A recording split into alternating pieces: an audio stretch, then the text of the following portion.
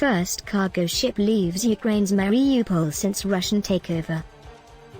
Denis Pushilin, the Russian-backed separatist leader of the Ukrainian breakaway region of Donetsk, on Tuesday said that a cargo ship has left the port of Mariupol for the first time since Russia took the city.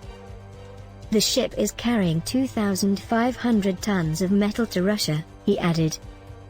Ukraine had said that the shipment of metal amounted to looting.